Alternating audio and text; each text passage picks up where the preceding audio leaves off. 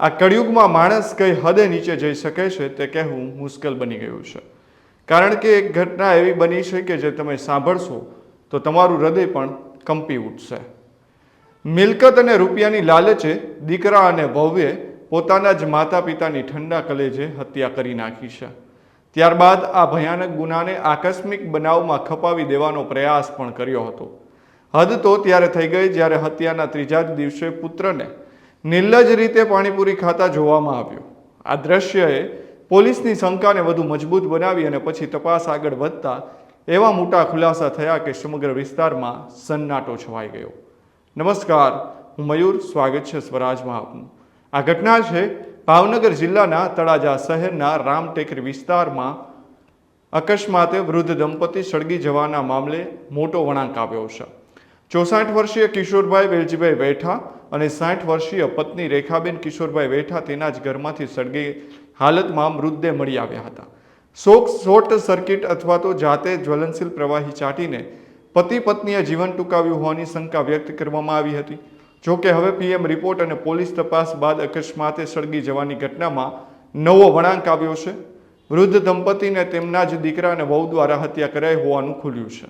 ત્યારે આ મામલે પોલીસે શું ખુલાસા કર્યા, આવો સાંભળીએ।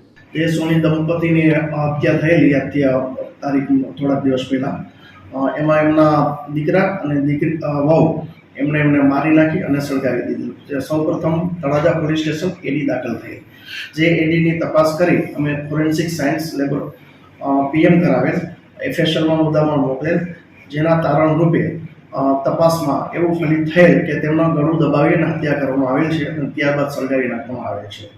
જે આધારે અમે ફરિયાદ જે ભોગ બનનાર છે એમના જે મરણ જનાર લેડીઝના ભાઈની ફરિયાદ લઈ અને આરોપી વિરુદ્ધ ગુનો દાખલ કરી અને આરોપીને અટક કરી। હવે 19 એપ્રિલના રોજ ભાવનગરના તળાજા શહેરમાં રામટેકરી વિસ્તારમાં વૃદ્ધ દંપતીના મોતની ખબર સામે આવી હતી, જેમાં 64 વર્ષીય કિશોરભાઈ વેલજીભાઈ વેઠા અને 60 વર્ષીય પત્ની રેખાબેન કિશોરભાઈ વેઠાએ જાતે સળગી જઈ જીવન ટૂંકાવ્યું હોવાનું જણાયું હતું।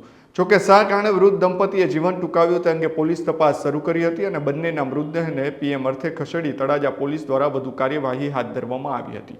પોસ્ટમોર્ટમ રિપોર્ટમાં કિશોરભાઈનું ગળું દબાવીને હત્યા કરી હોવાનું અને રેખાબેનના શરીર પર ઈજાના નિશાન હોવાનું ખુલ્યું હતું।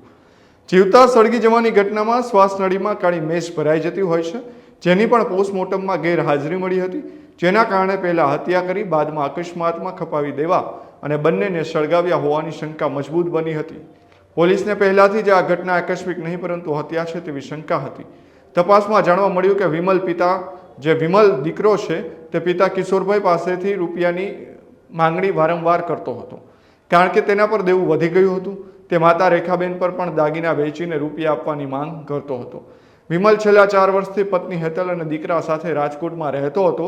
તે સોની કામના વ્યવસાય સાથે સંકળાયેલો હતો અને વિમલે પહેલાથી જ માતા પિતાની હત્યાનો પ્લાન બનાવ્યો હતો। તે રાજકોટથી જ હત્યાનો પ્લાન બનાવીને આવ્યો હતો અને વિમલ રેખાબેન અને વિમલભાઈનો એકનો એક પુત્ર હતો। વિમલ પોતાના માતા પિતાનો એકનો એક પુત્ર હતો। માતા પિતાની ઠંડા કલેજે હત્યા કર્યા બાદ વિમલે રાતે મિત્ર સાથે લગભગ 11:30 કલાકે ચા પીવાના બહાને ફરવા નીકળી ગયો હતો અને લગભગ 1.5 કલાકે તેના પર ઘરે કંઈક બની રહ્યું હોવાનો ફોન આવ્યો હતો। થોડી વાર બાદ બીજો ફોન આવતા જ તે તળાજા રવાના થયો હતો અને ઘરે આવ્યા બાદ તે અંદર ન જોઈ શકું અને તેની પત્ની હેતલ વારંવાર બેભાન થવાના નાટકો કરતા હતા। આ બાદ માતા પિતાના નિધનના ત્રીજા દિવસે વિમલ ગામમાં પાણીપુરી ખાતા જોવા મળ્યો હતો અને જેના માતા પિતાનું મોત થયું હોય તે મોતનો મલાજો સાચવે કે પાણીપુરી ખાય તે શંકાથી પોલીસના વિચારો વધુ દ્રઢ બન્યા હતા। આ બાદ હત્યાનો ખુલાસો થયો હતો અને આ ભયાનક ઘટનાએ સમગ્ર તળાજા પંથકમાં ખળભળાટ મચાવી દીધો છે। પોલીસે પણ આ અકસ્માતના બદલે હત્યાના દિશામાં તપાસ વધુ તેજ કરી અને આગળની કાર્યવાહી હાથ ધરી છે। ત્યારે આ ઘટનામાં પોલીસે વધુમાં શું કહ્યું, આવો સાંભળીએ। જે બે આરોપી છે એ અને એમની સાથે મદદના અન્ય બે આરોપીઓ છે જેમને પણ હસ્તગત કરી લેવામાં આવ્યા છે। તે ક્યાં ગામના છે? એ રાજકોટના છે। એના અત્યારે નામ તમે જણાવી શકો કે?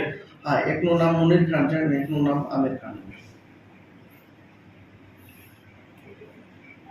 જી સર, આ જે સોની દંપતીની હત્યા છે તેનું મેઇન કારણ શું?